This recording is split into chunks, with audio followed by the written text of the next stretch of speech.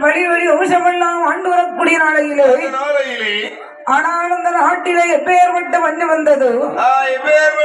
வந்ததம்மா நாளை உருண்ட வஞ்சம் ஆயகனை தோட்ட வஞ்சம் மரக்காடு உருண்ட வஞ்சம் மன்னவனை தோட்ட வஞ்சம்